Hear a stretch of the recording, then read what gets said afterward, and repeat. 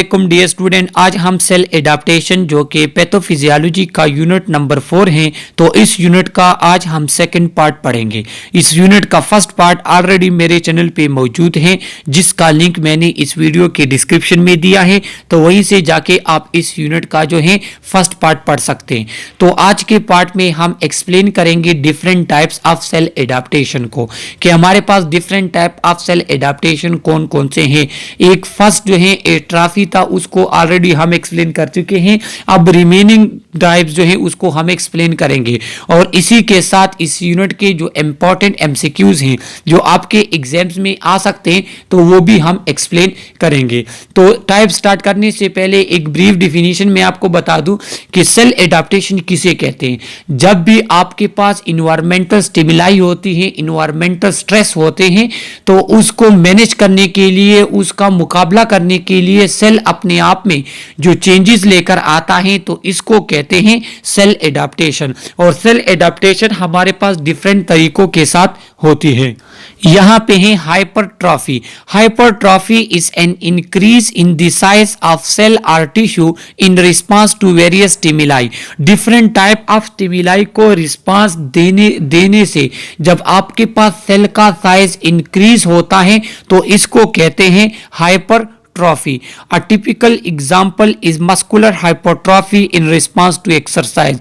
और इसका एग्जाम्पल क्या है कि जो हमारे पास बॉडी बिल्डर होते हैं, जो जिम वाले होते हैं, तो उनके मसल्स बड़े होते हैं। तो ये किस तरह, ये इस तरह कि वो अपने मसल्स को रेगुलरली एक्सरसाइज के थ्रू यूज करते हैं, डिफरेंट मसल्स को डिफरेंट तरीकों के साथ यूज करते हैं। तो फिर वो मसल्स क्या करते हैं, वो उनको बाहर से प्रेशर लगता है, वो लिफ्टिंग वगैरह उससे करते हैं, तो उसको रिस्पांस देने के लिए उनके सेल में इंक्रीज आ जाता है, और इस वजह से आपके पास बॉडी बिल्डर जो होते हैं उनके मसल्स मजबूत हो जाते हैं, उनकी साइज इंक्रीज होती है। तो एमसीक्यूज आपके पास आ सकता है कि जो हमारे पास एक्सरसाइज और जो बॉडी बिल्डर वगैरह होते हैं उनके मसल्स बड़े होते हैं, तो ये किस वजह से, ये हाइपरट्रॉफी की वजह से, और ये फिजिकली एक्सरसाइज के थ्रू जो है वो ये इंक्रीज करते हैं। देखो, स्टेरॉइड्स के थ्रू भी इंक्रीज होते हैं, लेकिन उसका फिर नुकसान ज्यादा होता है। Hypertrophy mostly seen in cell that cannot divide, skeletal muscle and cardiac muscles। और हमारे पास हाइपरट्रॉफी इंक्रीज इन साइज उन सेल में होगा जिनका नंबर नहीं बढ़ेंगे। तो उनके नंबर नहीं बढ़ते तो हर एक सेल का साइज बढ़ जाता है। जिस तरह हमारे पास स्केलेटल मसल्स का साइज बढ़ता है स्ट्रेंथ ट्रेनिंग, एक्सरसाइज वगैरह से, इसी तरह जो कार्डियक मसल्स है उसका साइज बढ़ता है हाइपरटेंशन की वजह से। वो लोग जिनको क्रॉनिक हाइपरटेंशन होती है, जिनको कंटिन्यूस हाइपरटेंशन होती है, तो फिर क्या होता है, फिर उनके जो हार्ट के मसल्स के सेल्स हैं वो इंक्रीज हो जाते हैं, उनकी साइज, सही है। और ये हमारे पास हाइपरट्रॉफी की एग्जांपल्स हैं।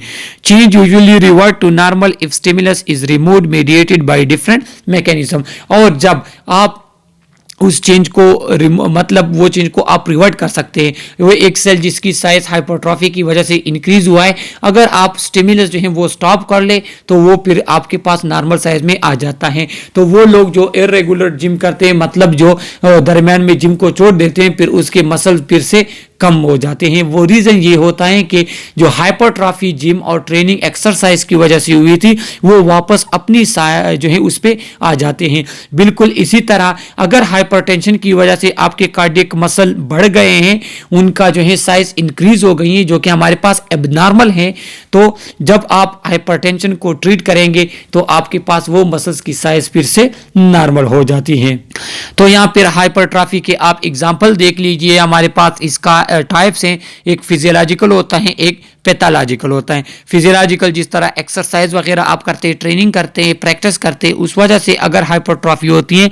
और पैथोलॉजिकल कोई प्रॉब्लम की वजह से, कोई एबनॉर्मल कंडीशन, किस तरह कि अगर आपके पास जो है यहाँ जो इन्होंने कंपेंसेटरी और एडाप्टिव लिखा है कि अगर आपके पास एक सेल की या एक मतलब ऑक्सीजन की कमी या एक चीज की आपके पास जो है जरूरत ज्यादा होती है, सही है, तो फिर क्या करते हैं, सेल अपने साइज को इंक्रीज कर लेता है ताकि ज्यादा से ज्यादा उस चीज को एब्जॉर्ब करे, सही है। इसको कहते हैं एडॉप्टिव, मतलब टाइम के साथ साथ वो खुद को एडॉप्ट कर लेते हैं बॉडी की नीड के साथ। कंपेंसेटरी किसे कहते हैं, कंपेंसेटरी हमारे पास यहाँ लंग्स में होता है कि जब आपके पास ऑक्सीजन की डिमांड ज़्यादा हो जाती है, ऑक्सीजन आपको कम मिलती है, उसकी एब्जॉर्प्शन सही से नहीं होती, तो फिर क्या होता है, फिर लंग्स के सेल के साइज में इंक्रीज आ जाता है। तो वो इंक्रीज आ जाता है तो वो फिर ज्यादा से ज्यादा ऑक्सीजन को अपने अंदर लेता है। तो ये हमारे पास हाइपरट्रॉफी इस वजह से होती है, सही है।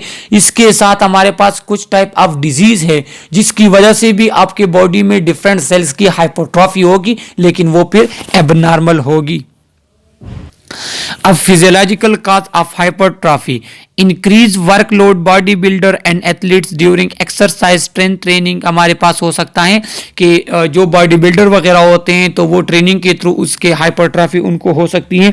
इसके साथ हमारे पास हार्मोनल स्टिमुलेशन भी होता है, जिस तरह हमारे पास प्रेग्नेंट यूट्रस, नॉर्मल यूट्रस की जो साइज है वो नाशपाती की जितनी होती है नॉर्मल यूट्रस की साइज, लेकिन जब फीमेल मतलब प्रेग्नेंट होती हैं तो हार्मोनल सेक्रीशंस होती हैं, एस्ट्रोजन प्रोजेस्टेरोन होते हैं जो यूट्रस को प्रिपेयर करते हैं कि वहाँ पे बेबी होगा, प्लेसेंटा डेवलप होगा, वहाँ पे हमारे पास जो है डिफरेंट टाइप ऑफ फ्लूइड और लेयर वगैरह ये चीज़ें बनना शुरू हो जाती हैं। तो फिर क्या होता है कि यूट्रस के सेल की हाइपरट्रॉफी हो जाती है, उसका सेल जो है वो क्या हो जाते हैं, इंक्रीज हो जाता है उनका साइज। इसके बाद hypertrophy change usually revert to normal if stimulus is removed that cause it. और जिस वजह से आपके पास हाइपरट्रॉफी हुई है, जब आप उस स्टिमुलस को रिमूव कर ले तो फिर आपके पास वो सेल वापस अपनी ही शेप में आ जाते हैं। तो ये आप एमसीक्यूज के लिए याद रख ले कि जो फिजियोलॉजिकल है वो एक्सरसाइज की वजह से भी हो सकता है, हार्मोनल स्टिमुलेशन की वजह से भी हो सकता है, और जब आप वो चेंजेस जो है उसको ख़त्म करेंगे तो वो फिर वापस अपनी ही शेप में आ जाएंगे। इसके बाद पैथोलॉजिकल कॉजेज ऑफ हाइपरट्रॉफी कि हाइपरट्रॉफी के पैथोलॉजिकल कॉजेज कौन से हैं। Hypertrophy of cardiac muscle occur in hypertension that can be diagnose in echo. सही है। देखो पैथोलॉजिकल मतलब कोई प्रॉब्लम होगी एबनॉर्मल। जब आपके पास हाइपरटेंशन होती है किसी पर्सन को, हाइपरटेंशन मतलब बीपी रेज होता है, तो उस वजह से उसके मसल्स कार्डियक मसल्स में हाइपरट्रॉफी होती है। और ये हाइपरट्रॉफी आप एको के थ्रू देख सकते हैं। एको क्या होता है, एको में आपके हार्ट के डायमेंशन देखे जाते हैं कि आपके वेंट्रिकल की साइज कितनी है, एआर्टा की साइज कितनी है, उसकी पोजीशन, प्लेसमेंट, ये तमाम चीजें।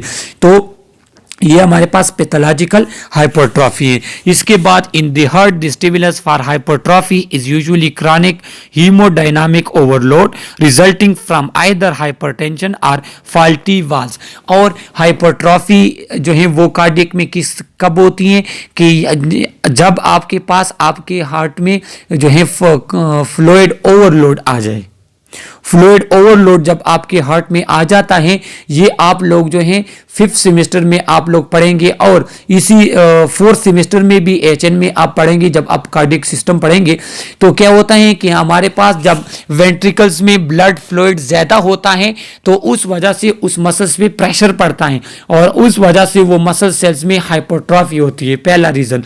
दूसरा ये है कि आपके पास अगर वाल्व्स में कोई डिफेक्ट होता है, जिस तरह VSD होता है, ASD वगैरह होते हैं, तो उसमें क्या होता है, उसमें ऐसा होता है कि वो आपके पास हाइपरटेंशन हो जाती है, वहाँ पे फ्लूइड एबनॉर्मल एक्युमुलेशन होती है और उस वजह से हार्ट मसल सेल्स की हाइपरट्रॉफी होती है। Physical hypertrophy obstruction, bladder smooth in outflow obstruction caused by enlarge prostate gland, या आपके पास अगर प्रोस्टेट ग्लैंड इनलार्ज हो जाते, उसकी साइज इंक्रीज हो जाती है, तो वहाँ पे आपके पास क्या होती है, किस वजह से कि फिजिकल हाइपरट्रॉफी आपके पास प्रोड्यूस होगी, उसकी साइज, सेल्स की साइज में इंक्रीज आएंगी प्रोस्टेट ग्लैंड की। और ये क्यों होगा, ये ऑब्स्ट्रक्शन की वजह से होता है।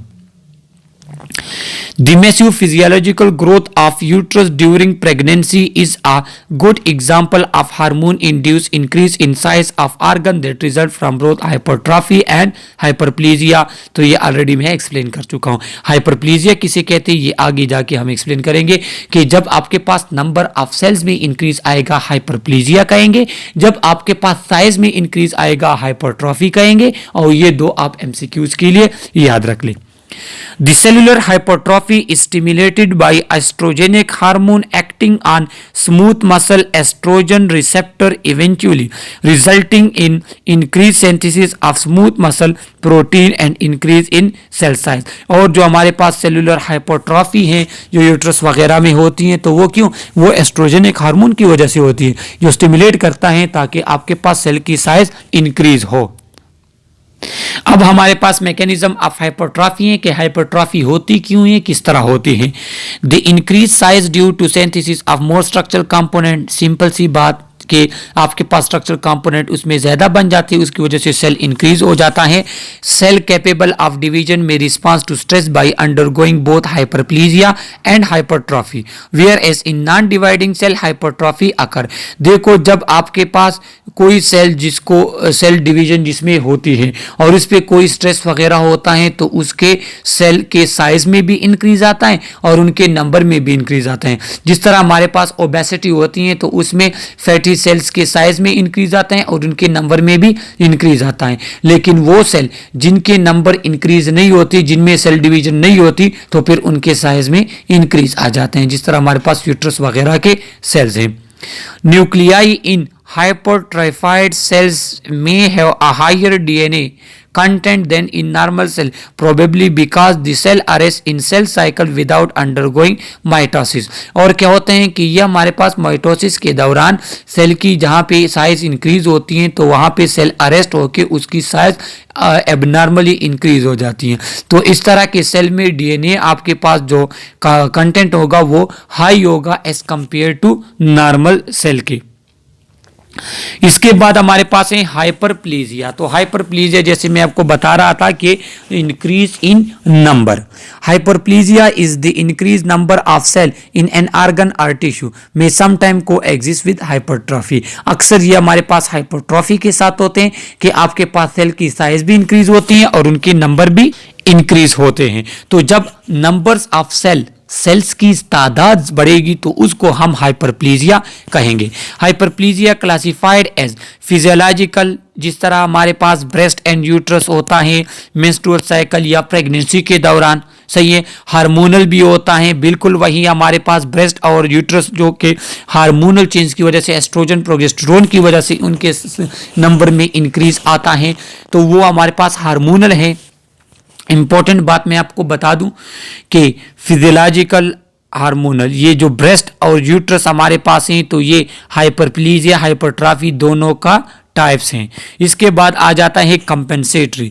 कंपेंसेटरी क्या है, regeneration of liver following partial hepatectomy और वुंड हीलिंग। हमारे पास कंपेंसेटरी भी होता है कि जब आपके पास कोई वुंड होता है, कोई जख्म आपके बॉडी में आ जाता है या लिवर जो है वो थोड़ा पार्ट आप हटा देते हैं, तो फर्स्ट पार्ट में हमने पढ़ा था कि लिवर हमारे पास स्टेबल सेल है। स्टेबल सेल वो सेल होते हैं जो नॉर्मल उनमें डिवीजन नहीं होती। जब आप उनमें से सेल्स को रिमूव कर लेते हैं तो फिर उसमें डिवीजन स्टार्ट हो जाती है ताकि वो अपना नॉर्मल साइज रिटेन कर ले। तो कंपेंसेटरी कब होगी, जब आप किसी सेल्स को डैमेज हो जाते हैं, किसी ऑर्गन के सेल, तो वो कंपेंसेटरी मैकेनिज्म के थ्रू अपनी साइज को नॉर्मल करने के लिए उसमें हाइपरप्लीजिया हो जाता है, वहां पे सेल की तादाद इंक्रीज हो जाती है। इसके बाद pathologic excessive hormonal stimulation. Pathological भी हमारे पास होती हैं कि अगर आपके पास हार्मोनल स्टिमुलेशन हद से ज्यादा हो जाए तो उस कंडीशन में हमारे पास फिर क्या हो जाते हैं, हाइपरप्लीजिया होते हैं, लेकिन वो पैथोलॉजिकल होता है, मतलब वो नुकसानदेह होता है। जिस तरह हमारे पास बिनाइन प्रोस्टेट हाइपरप्लीजिया है, तो बिनाइन प्रोस्टेट हाइपरप्लीजिया आप लोग AHN में भी पढ़ेंगे। इसमें ऐसा होता है जो प्रोस्टेट ग्लैंड होता है उसकी तादाद इंक्रीज हो जाती है सेल्स की, और वो इतना जो है स्वेल हो जाता है कि आपके पास यूरिन पास करना आपके लिए मुश्किल होता है, वो इंतहाई टेंडर होता है। Hyperplasia is important in wound healing, may also be non-physiological hyperplasia। ये हमारे पास wound healing में इंतहाई इंपॉर्टेंट है क्योंकि जब आपके पास कोई जख्म लग जाते हैं वहाँ पे सेल आपके पास कट जाते हैं, तो हाइपरप्लीजिया की वजह मदद से आपके पास क्या होते हैं, वहाँ पे सेल की ग्रोथ होती है और वो जगह आपके पास कवर हो जाती है, वो रिपेयर हो जाती है। लेकिन ये हमारे पास नॉन फिजियोलॉजिकल हाइपरप्लीजिया भी होता है, जिस तरह प्रोस्टेट हाइपरट्रॉफी या प्रोस्टेट हाइपरप्लीजिया है। तो उसमें क्या है, उसमें आपके पास हार्मोन स्टिमुलेशन की वजह से वो ग्लैंड वो साइज उसका इंक्रीज हो जाता है, जो हमारे पास एक प्रॉब्लम है जिसको सर्जिकल रिपेयर के थ्रू हम सही करते हैं। इस तरह हमारे पास थायराइड इनलार्जमेंट जो होता है, तो थायराइड इनलार्जमेंट क्या होते हैं, वो भी हमारे पास हार्मोनल इम्बैलेंस की वजह से होता है, जिसकी वजह से थायराइड ग्लैंड आपका स्वेल हो जाता है, जो कि एक पैथोलॉजिकल हाइपरप्लीजिया है हमारे पास, गाइटर थायराइड हाइपरप्लीजिया। इसके बाद ये हमारे पास वर्ड वगैरह बनते हैं, जो कॉमन वर्ड जिसे हम कहते हैं, तो वो क्या है, वो भी हमारे पास हाइपरप्लीजिया की एक मिसाल है। और ये वायरल स्टिमुलेशन है, ये वायरल स्टिमुलेशन है। बैक्टीरिया माइक्रोबायोलॉजी जो फर्स्ट सेमेस्टर इसमें आप लोगों ने पढ़ा होगा, तो देखो यहाँ पे एबनॉर्मल सेल की ग्रोथ हुई है, और ये एक पैथोलॉजिकल कंडीशन है जिसको सर्जिकल रिपेयर के थ्रू फिर क्या किया जाता है, रिमूव किया जाता है। अब हम पढ़ लेते हैं काजेज ऑफ हाइपरप्लीजिया, कि हाइपरप्लीजिया हमारे पास क्यों होता है। Hyperplasia is generally caused by increased local production of growth factor, increased local level of growth factor receptor on the responding cell, or activation of particular intracellular signaling pathway। हमारे पास क्या होता है, हमारे पास इस तरह होते हैं कि जो सेल्स होती हैं उनमें ग्रोथ फैक्टर की प्रोडक्शन इंक्रीज हो जाती है। तो जब उनमें ग्रोथ फैक्टर की प्रोडक्शन इंक्रीज हो जाती है तो वो सेल के नंबर जो है उसको बढ़ाना स्टार्ट कर लेते हैं, और आपके पास हाइपरप्लीजिया काज हो जाता है। All these changes lead to, अब ग्रोथ फैक्टर वो किसी भी वजह से इंक्रीज हो सकते हैं, वो आपके पास कोई कैंसरस है, या कोई आपके पास हार्मोनल स्टिमुलेशन है, या कोई फिजियोलॉजिकल स्टिमुलेशन है, कोई भी स्टिमुलेशन की वजह से आपके पास ग्रोथ फैक्टर बढ़ सकते हैं, और वो फिर क्या करेगा, वो फिर आपके पास increase number of cell produce कर लेता है। All these changes lead to production of transcription factor that turn on many cellular gene including gene encoding growth factor, receptor for growth factor and cell cycle regulate and net result in cellular proliferation। और फिर क्या होता है कि ये हमारे पास जो ग्रोथ फैक्टर इंक्रीज होता है, तो ये क्या करता है, ये हमारे पास ट्रांसक्रिप्शन फैक्टर को प्रोड्यूस करता है, और वो ट्रांसक्रिप्शन फैक्टर फिर आपके पास क्या करता है, वो ट्रांसक्रिप्शन फैक्टर फिर आपके पास ग्रोथ फैक्टर को इनकोड करके ग्रोथ को स्टिमुलेट करके आपके पास हाइपरप्लीजिया काज कर लेता है।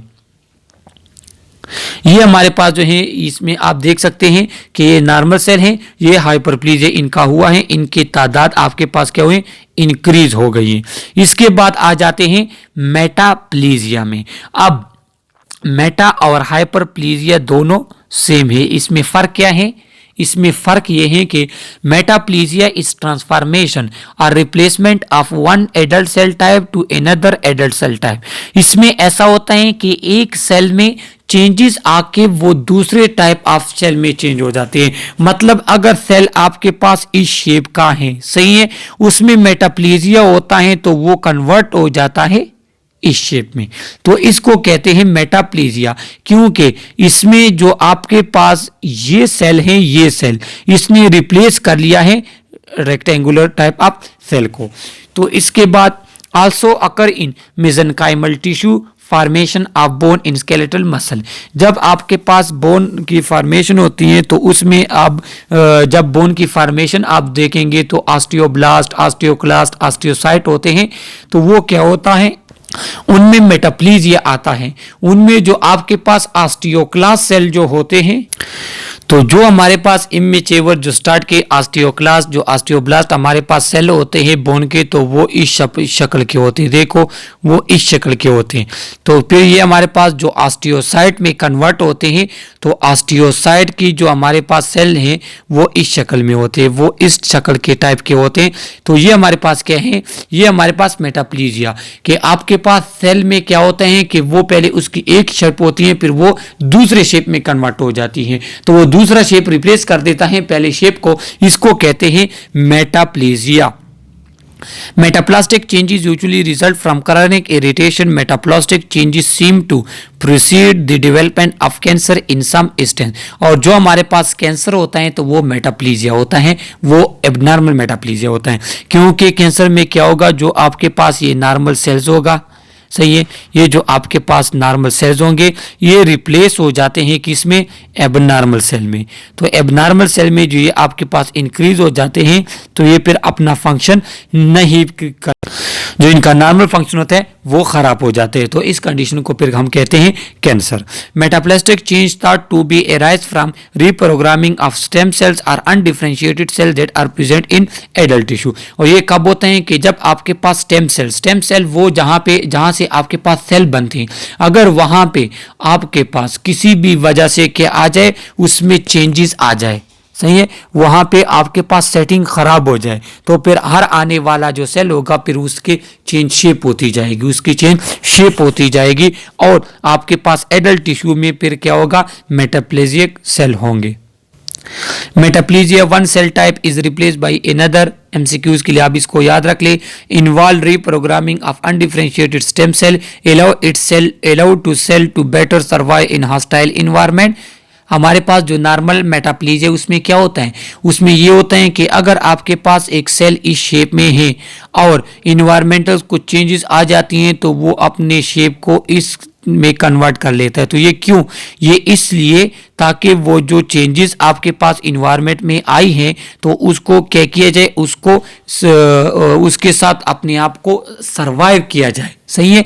तो अपनी सरवाइव के लिए वो क्या करता है, अपने आप में मेटाप्लेजिक चेंजेस लेकर आते हैं, अपने आप में स्ट्रक्चरल चेंजेस लेकर आते हैं और ये हमारे पास क्या होता है, ये रिवर्सिबल होता है। जो नॉर्मल मेटाप्लेजिया होता है वो रिवर्सिबल होता है। Is a response to chronic irritation and inflammation, और ये हमारे पास क्रॉनिक एंड इन्फ्लेमेशन की तरफ भी रिस्पांस होते हैं कि जो हमारे पास इन्फ्लेमेटरी सेल होती हैं तो जब आपके पास नॉर्मल सेल में इन्फ्लेमेशन आती है तो उसके शेप में एकदम से इंक्रीज आना शुरू हो जाता है।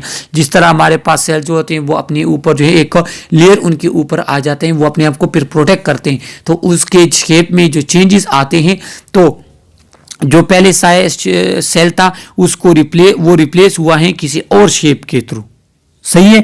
तो फिर ये क्या होता है, ये रिवर्सिबल होते हैं। जब वो चेंजेस वो स्टिमुलाई आप खत्म करते हैं तो वो फिर वापस से अपने नॉर्मल शेप में आ जाता है।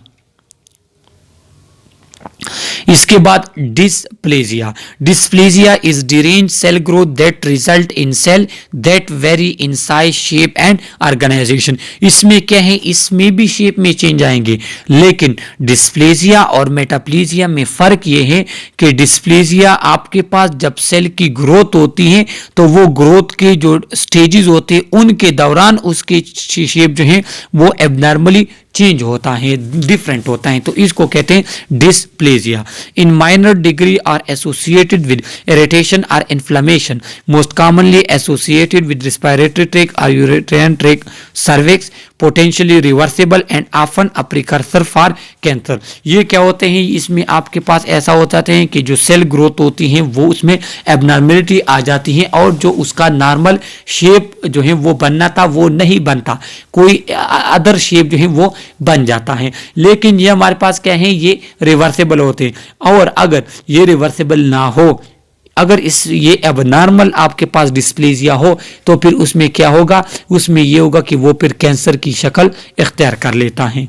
अब मेटाप्लेजिया में चेंज ये है, मेटाप्लेजिया और डिस्प्लेजिया में फर्क ये है कि देखो ये हमारे पास एक सेल है, ये हमारे पास एक सेल है, सही है, ये कन्वर्ट हो गया हमारे पास इस शक्ल में, सही है, तो इसको कहते हैं मेटाप्लेजिया।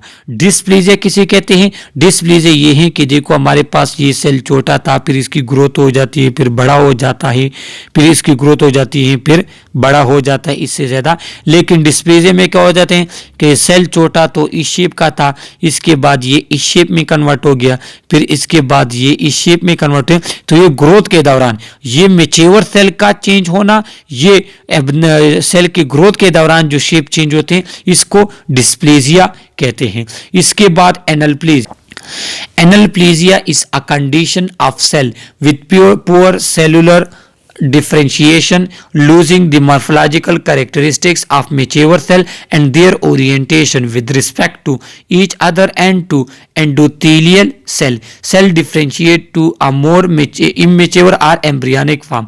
इसमें क्या होता है, इसमें ऐसा होता है कि जो आपके पास ये सेल है, तो देखो ये सेल आपके पास, फिर इसके बाद ये इस तरह हमारे पास बढ़ जाता है, फिर इसके बाद ये इस तरह बढ़ जाता है, फिर इसके बाद ये नॉर्मल सेल बनता है।